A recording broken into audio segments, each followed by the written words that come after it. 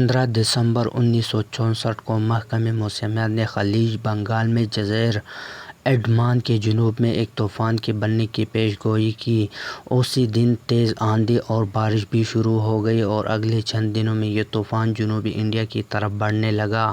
اس طوفان کی پیش گوئی کے 7 روز بعد یعنی 22 دسمبر 1964 کو یہ تقریباً 110 کلومیٹر فی گھنٹے کی رفتار سے سری لنکا کی سمندری حدود سے انڈیا کی طرف بڑھنے لگا اور ملک کی جنوبی سرے کی ریاست تمل ناڈو کے پابن جزیرے سے ٹکرا گیا۔ جب یہ طوفان انڈیا سے ٹکرایا تو اس کی رفتار تقریباً 200 کلومیٹر فی گھنٹہ تھی۔ طوفان ٹکرانے سے پہلے پمبن جزیرے کے دھنوشکوڈی ریلوے اسٹیشن پر کافی ہلچل تھی، کیونکہ جیسے جیسے طوفان قریب آیا، کچھ لوگ جزیرے کو چھوڑ کر جزیرے سے باہر آبادیوں میں واقع اپنے رشتہ داروں کے گھروں تک پہنچنے کی کوشش کر رہے تھے۔ جب یہ کچھ لوگ اپنے گھروں سے نکل کر دیگر محفوظ مقامات کی تلاش میں تھے۔ یہ 1960 کی دہائی تھی، اس لیے جزیرے سے سمندر کے کنارے شہر تک جانے کے لیے ریل کے علاوہ ٹرانسپورٹ کا کوئی دوسرا ذریعہ موجود نہیں تھا۔ جیسا کہ طوفان کی پیش گوئی کی گئی تھی، بہت سے لوگوں نے دن میں ٹرین سے سفر کیا، لیکن جن لوگوں نے 22 دسمبر سے پہلے رات کو ٹرین پکڑی تھی، ان کو اندازہ ہی نہیں تھا کہ ان کے ساتھ کیا ہونے والا ہے۔ 2 کلومیٹر طویل پمبن برج جو پمبن جزیرے کو انڈین سرزمین سے ملاتا ہے، آج بھی اپنی قدرتی نظاروں کے لیے جانا جاتا ہے۔ یہ پل جزیرے کو تمل ناڈو کے منڈوم ریلوے اسٹیشن سے جوڑتا ہے۔ دھنوشکوڈی سے منڈوم جانے والے مسافر ٹرین کے ڈرائیور نے رات 8:30 بجے منڈوم کنٹرول روم کو اطلاع دی کہ دھنوشکوڈی رامشور روڈ سیکشن میں گرد و غبار اڑ رہی ہے، ٹریک پر اتنی دھول ہے کہ آگے بڑھنا مشکل ہو گیا ہے۔ پیغام ملتے ہی کنٹرول روم میں پل انسپکٹر کچھ ملاحوں کے ساتھ راستے صاف کرنے لگے، کیونکہ پمبن دھنوشکوڈی مسافر ٹرین کو رات کو اس راستے سے گزرنا تھا۔ درِ اثنا رات 9 بجے پمبن برج آپریٹر نے کنٹرول روم کو پیغام بھیجا کہ موجودہ ہوا کی رفتار 64 کلومیٹر فی گھنٹہ سے زیادہ ہے اور یہ رفتار مسافر ٹرینوں کے لیے محفوظ نہیں ہے۔ کنٹرول روم کو بھیجے گئے اس پیغام کے بعد ہوا کی رفتار مزید بڑھنے لگی اور موسلا دھار بارش ہونے لگی اور اسی دوران 6 بوگیوں پر مشتمل مسافر ٹرین تقریباً 130 مسافروں کے ساتھ 11:10 پمبن ریلوے اسٹیشن سے دھنوشکوڈی کے لیے روانہ ہوئی۔ اس میں ریلوے کے 18 ملازمین بھی شامل تھے۔ ٹرین اپنے مقررہ وقت پر رامشورم روڈ اسٹیشن پر پہنچی، تاہم سگنل کی تاخیر کی وجہ سے وہ وہاں سے 15 منٹ تاخیر سے روانہ ہوئی۔ اگلے ریلوے اسٹیشن دھنوشکوڈی تھا۔ ٹرین 12:30 بجے دھنوشکوڈی ریلوے اسٹیشن پہنچنے والی تھی۔ سگنل مین اسٹیشن کے قریب ایک کیبن میں ٹرین کا انتظار کرتا رہا، لیکن ٹرین وہاں تک پہنچی ہی نہیں۔ رات 12:30 بجے کے قریب تیز ہواؤں کے ساتھ تیز بارش ہو رہی تھی۔ اس کے نتیجے میں دھنوشکوڈی میں کنٹرول روم اور سنگل کیبن کے درمیان رابطہ منقطع ہو گیا۔ صورتحال اس قدر خراب تھی کہ دھنوشکوڈی ریلوے اسٹیشن پوری طرح پانی میں ڈوب گیا۔ اس دوران ٹرین مقررہ وقت پر نہیں پہنچی۔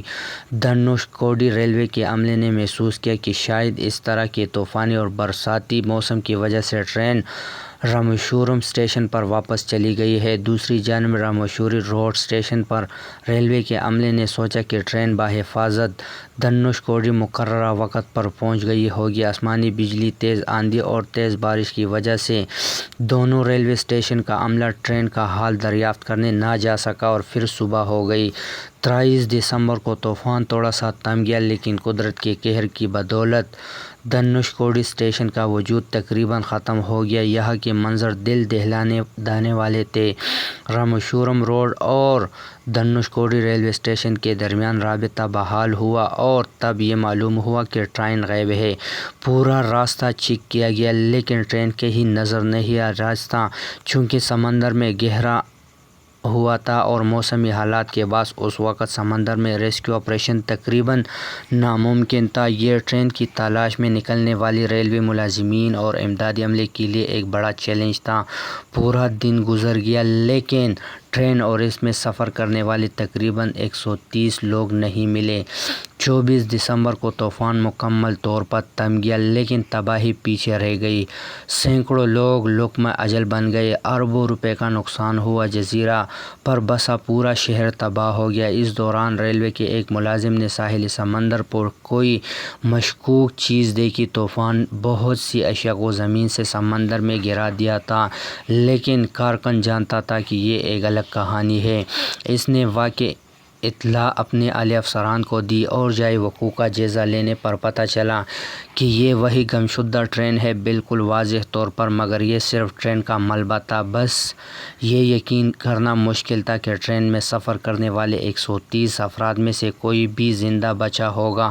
ٹرین کا ملبہ ملنے کے بعد قیاس کیا جا رہا تھا کہ طوفان کے باعث مسافروں سے بھری ٹرین سمندر میں الٹ گئی اور کوئی زندہ نہیں بچا۔ اگلے روز مسافر ٹرین کے سمندر میں الٹنے کی خبر ایکسپریس کے صفحہ اول پر تھی۔ پمبن ریلوے اسٹیشن کے اسسٹنٹ اسٹیشن ماسٹر کو اس رات پمبن دھنوکوڈی مسافر ٹرین میں سفر کرنے والے مسافروں کی تعداد گننے کا کام سونپا گیا تھا۔ انہوں نے بعد ازاں اس سلسلے میں بننے والی تحقیقاتی کمیٹی کو بتایا کہ عام طور پر ہم ٹرین میں سفر کرنے والے لوگوں کی تعداد نہیں گنتے، لیکن اس دن ہم نے ایسا کرنے کو کہا گیا۔ انہوں نے مزید کہا کہ مسافروں کی تعداد گننے کی وجہ یہی تھی کہ مسافروں کی تعداد کم ہوتی تو ٹرین منسوخ کر دی جاتی، لیکن مسافر ٹرین کو جھنڈی دکھانے روانہ کرنے کے لیے 6 بوگیوں میں کافی مسافر تھے۔ انکوائری کمیٹی رپورٹ کے مطابق حادثے میں مرنے والوں کی صحیح تعداد کسی کو علم نہیں ہے۔ ٹرین میں سفر کرنے والے 110 عام افراد اور 18 ریلوے ملازمین مردہ قرار دیا گیا۔ چونکہ یہ سانحہ ایک ایکٹ آف گاڈ یعنی خدا کا فیصلہ تھا، اس لیے کسی انسان کو قصوروار نہیں ٹھہرایا گیا تھا۔